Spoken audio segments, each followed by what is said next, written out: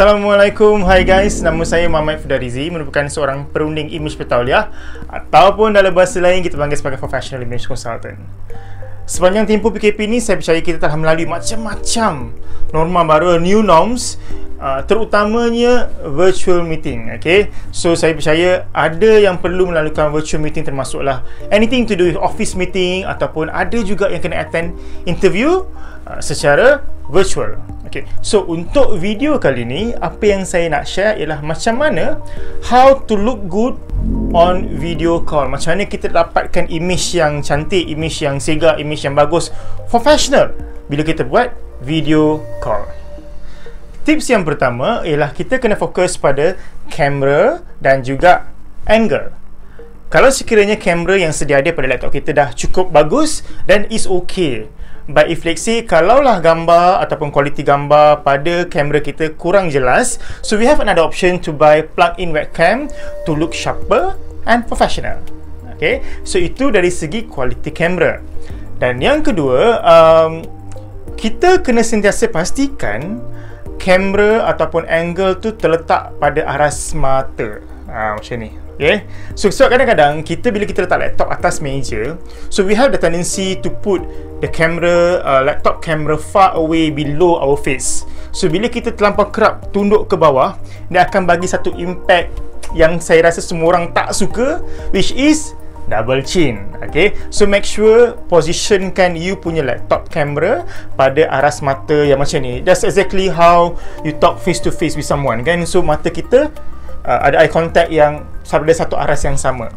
So macam mana kita nak tinggi, nak kena beli stand lah punya, tak perlu sebenarnya. So you just can put stack of book, susun tinggi-tinggi atas meja kita.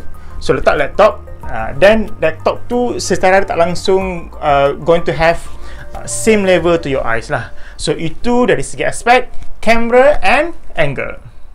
Tips yang kedua ialah berkaitan dengan kita punya background. So background pun antara benda yang sangat penting sebenarnya bila kita buat video call ataupun virtual meeting. Sebab kadang-kadang kita lebih fokus pada apa yang orang tengok pada badan kita, muka kita, apa yang kita pakai, tapi kita lepas pandang apa yang berada di belakang kita.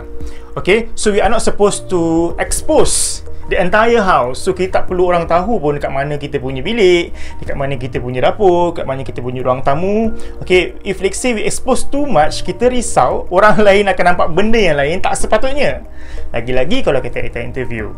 Okay, so kalau rumah kita bersepah, nanti orang akan ada impression mengatakan kita ni seolah-olah seorang yang macam messy person, yang tak teratur, okay, yang kurang kemas. So we don't want to have that kind of impression.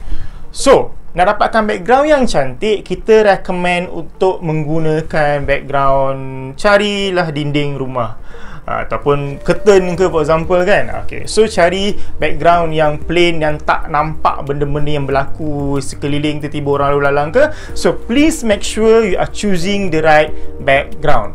Okay, supaya kita tak nak ada sebarang distraction bila kita buat interview ataupun kita ada meeting. Tips yang ketiga ialah berkaitan dengan lighting ataupun pencahayaan.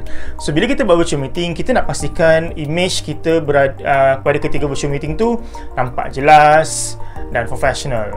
Kalau kita tak ada cahaya yang cukup, kita akan nampak gelap, kita akan nampak malap, dan kita nampak tak interesting lah, kan. So orang tengok kita punya video dekat dalam virtual meeting pun ataupun interview kita pun, kita nampak macam boring sebab kita gelap sangat dekat dalam kita punya video. So what you need to do is, kita kena cari cahaya yang secukupnya untuk letak direct to our face. Okay, so macam mana? Kalau dekat rumah, you boleh cari duduk depan tingkap yang ada daylight. Ataupun kalau sekiranya ada bajet yang lebih, boleh spend untuk beli ring light, yang mana saya percaya kita boleh dapat kurang daripada RM100 untuk satu ring light. So saya rasa itu adalah salah satu pelaburan yang berbaloi untuk make sure kita dapat pastikan kualiti video yang cantik bila kita buat virtual meeting. Tips yang keempat ialah berkaitan dengan attire ataupun pakaian. Walaupun kita bekerja dari rumah, work from home basis, professional dress code kita tak boleh skip. Terutamanya kalau kita ada mesyuarat yang penting, presentation, and even interview. Kalau dekat luar interview, face to face interview, kita pakai blazer, kita pakai tie. When it's come to virtual meeting pun, interview pun, you kena buat benda yang sama. You need to wear the same thing. Sebab apa yang kita pakai akan memberikan impression pada orang yang meeting dengan kita, pada interviewer kita.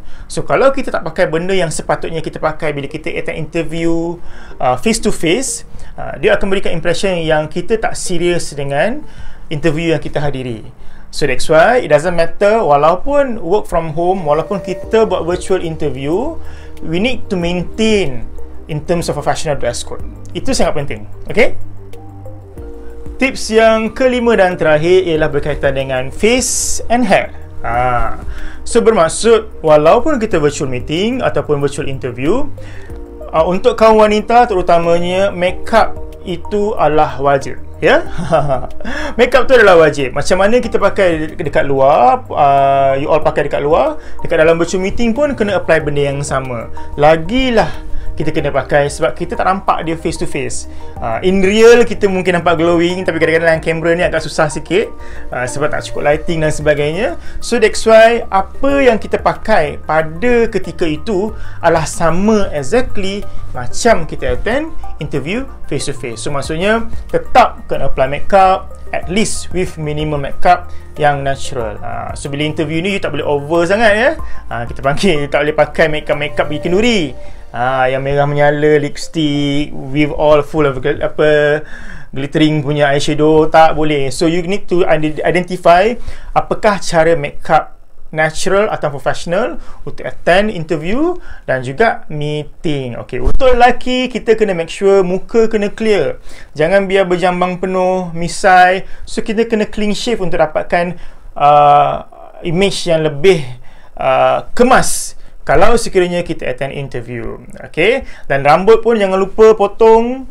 Walaupun ada dulu kita ada isu yang mana barber tak buka, sekarang dah tak ada masalah dah. Saya rasa percaya barber dah banyak buka orang potong rambut. So please ensure your face, your hair semua teratur dan bersedia dengan kamera bila kita nak attend interview ataupun meeting. Okay guys, so itu tadi 5 or 5 tips on how to look good on video call. So hopefully video kali ini membantu korang yang tengok ni sedikit sebanyak on how to look professional dekat dalam virtual meeting dan juga video call korang nanti.